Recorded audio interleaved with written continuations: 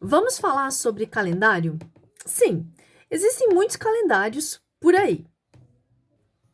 Nós temos aí calendário maia, calendário grego-romano, nós temos calendário islâmico, calendário chinês e por aí vai. Temos um monte de calendários instituídos por homens.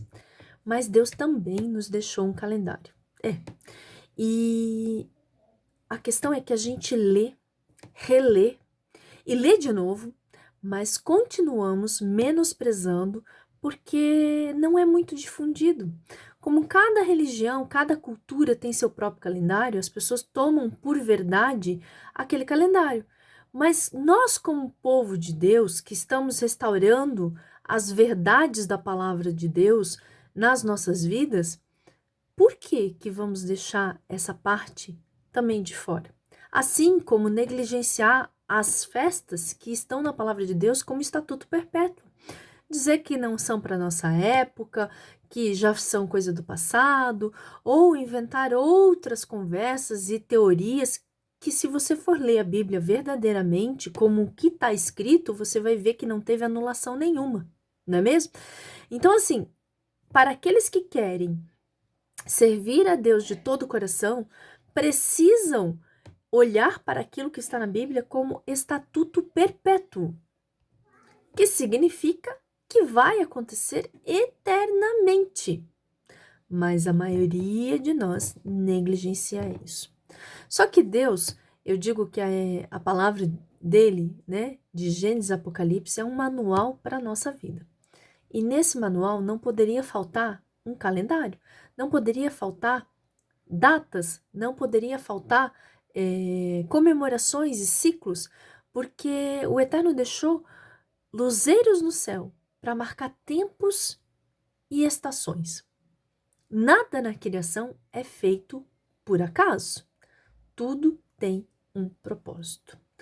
Hoje, uma das religiões celebra o Ano Novo. Mas quando a gente pensa em Ano Novo, nós vemos em todos os calendários o fechamento de um ciclo e o início de um outro ciclo. Por exemplo, no calendário grego-romano, o ano termina 31 de dezembro e começa 1º de janeiro. Existe um ciclo se fechando e um ciclo começando.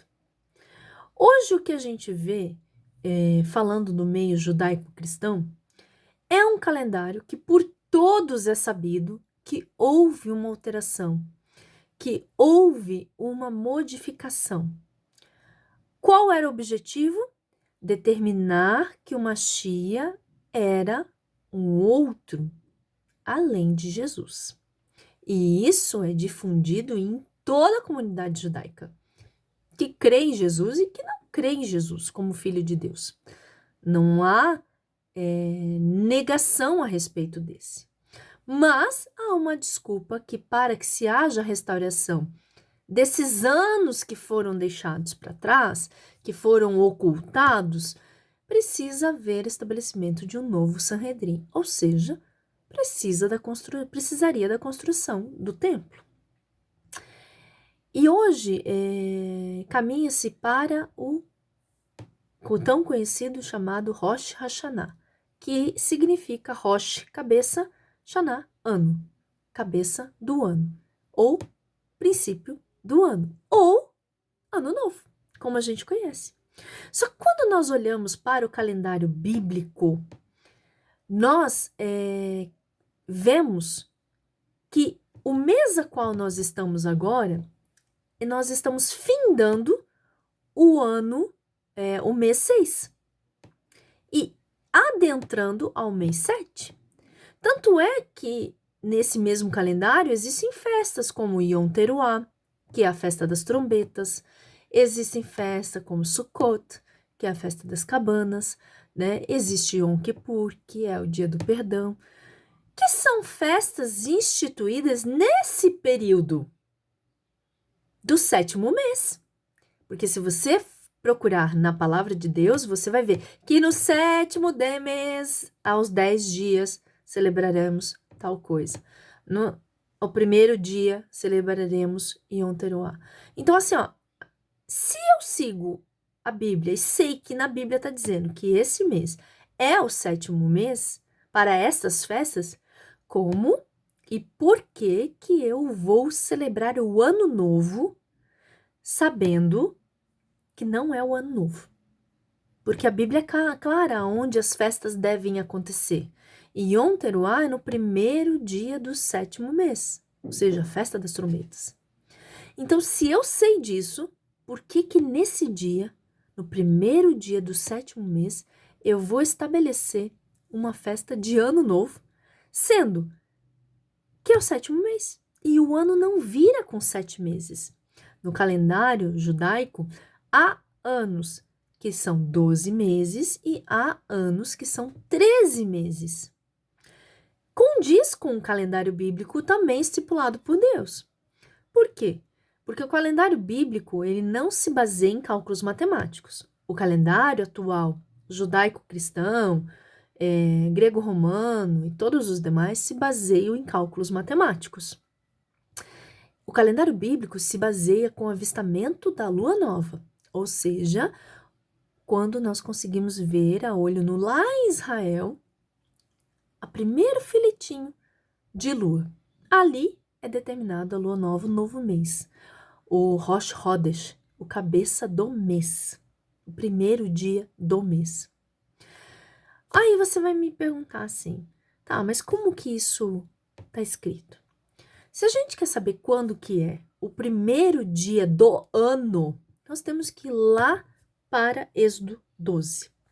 Lá em Êxodo 12, no versículo 2, o Eterno já deixa muito claro que dia, que mês que está. Versículo 2 diz assim, ó, este é o mês que vos será o princípio dos meses, e vos será o primeiro dos meses do ano. E nesse primeiro mês do ano, é o mês aonde nós celebramos o sacrifício de Pêssah e festejamos a festa de pães ázimos. É discorrida em todo o capítulo de Êxodo 12. Mas, de novo, no primeiro mês do ano. Por que pães ázimos tem que ser celebrado nessa época? Porque é quando a cevada começa a amadurecer.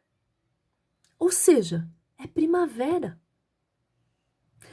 O ano não começa no outono ou no inverno, que são as estações que acontecem esse período agora em Israel. Eles estão, né? A gente está em outubro, encaminhando ali, estamos no outono, se encaminhando para o inverno. O ano, no calendário bíblico, começa em Abib, que é entre março e abril, que é quando começa a primavera em Israel, que começam a florescer. Aí, naqueles 7 dias lá de pães ázimos, que são celebrados, né, que nós temos que tirar todo o pão fermentado dentro de casa, todo o fermento dentro de casa, logo após isso, é feita a contagem do Homer. Por que se faz a contagem do Homer? Porque é época de colheita. Um Homer é igual a um fecho da colheita daquele dia. Então, assim, ó, Deus não cria as coisas sem nexo. Então, como que eu vou celebrar o primeiro mês do ano quando não há florescer? Porque para determinar isso, nós temos que ter os campos maduros, né? Para determinar que é o começo do ano. Os campos têm que estar maduros, a cevada tem que estar madura. Por quê? Porque senão como é que vai ter contagem do Homer?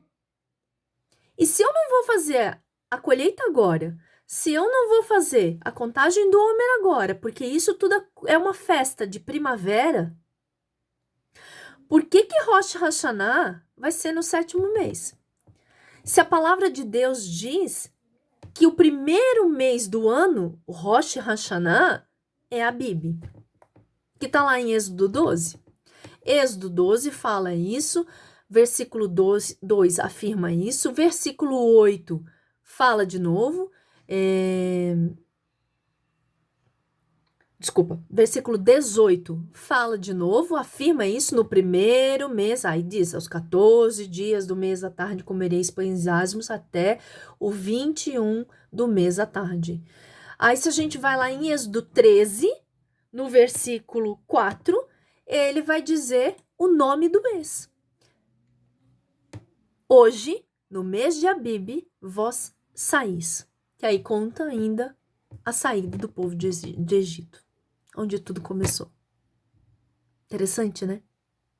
Então não tem nexo. Aí você vai me perguntar, Rosângela, mas qual é a sua opinião? A minha opinião é que a festa das trombetas, que tem que acontecer no primeiro dia, é uma festa tão importante, porque se nós olharmos para Apocalipse, nós vamos ver o som da trombeta e o chofar tocando para a volta de Yeshua, quando ele voltar.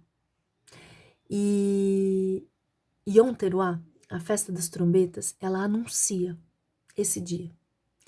Ela anuncia um chamamento, é uma convocação para os santos. E ela é um prenúncio daquilo que virá. Porque o que nós vivemos hoje são sombras do que há de vir. A palavra mesmo fala isso. Daquilo que é perfeito. E como a gente sabe que Deus endureceu o coração do povo para que todos nós tivéssemos acesso a Jesus, tudo que é feito na liturgia judaico-cristã, infelizmente, é para apagar, para ocultar, para colocar em esquecimento Jesus, o Filho de Deus. É triste. E se você for olhar a forma como as coisas são conduzidas na liturgia, nem os profetas são lidos, porque os profetas anunciam Yeshua. Então, para que não se ache outros argumentos, uma festa foi colocada no lugar para abafar a outra, para minimizar aquela que nós deveríamos estar celebrando na esperança de que em breve ele voltará. Essa é a minha opinião. Não tem nexo. Claro, você vai dizer, mas e o calendário grego-romano também, e o calendário chinês também. Eu estou falando para um povo aqui que quer resgatar as veredas mais antigas da palavra de Deus e que tem voltado a palavra de Deus a ser obediente aos mandamentos, a ser obediente e coerente com uma vida alinhada à palavra de Deus e não somente usando a palavra de Deus para aquilo que lhe convém. Eu tenho que pertencer, então eu tenho que servir esse grupo do jeito que eles fazem, porque meu vazio de pertencimento é maior. Ok. São escolhas. Todos nós estamos livres para fazer escolhas. E o Eterno nos diz isso. Escolham. Mas a partir do momento que a gente tem o conhecimento, nós temos a obrigação de, pelo menos, olhar a palavra de Deus com outros olhos e não negligenciar. Olhar aquilo e pensar qual o meu melhor que eu posso dar sobre isso hoje. E a maioria das pessoas olha para aquilo e pensa, isso daqui não existe mais. Não faz mais parte, né? E não é assim. Não é eu atacando e eu dizendo que agora o que faz parte para mim é só o Novo Testamento, ou é só a Torá, ou é só a liturgia, isso aqui tá certo, que eu vou apagar o que tá escrito. Então, você pode até não ter sido convencido pelo Espírito Santo de Deus, que é o que convence do pecado, da justiça e do juízo. Você pode ainda não acreditar. E não sou eu que te julgo.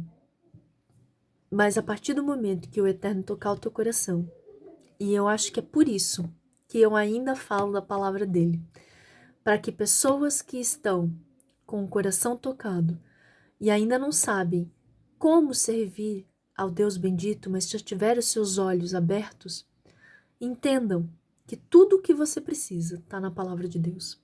É um manual completo. E é mais simples servir ao Criador do que muitos colocam como imputação de regras. É muito mais simples. E tudo o que você precisa saber tá ali. Tá ali. Para quem tiver olhos para ver e ouvidos para ouvir. Os que não têm e não têm um coração pronto, quebrantado, oremos para que o Eterno, assim como nos alcançou, os alcance também. Porque com relação à palavra de Deus, não há religião, não há tradição, não há nada que possa refutá-la. Nada. Porque ela se mantém viva, eficaz, eficiente até os dias de hoje. Então, que você possa fazer uma boa reflexão, avaliar se faz sentido para você e você precisa de mais orientações ou ajuda.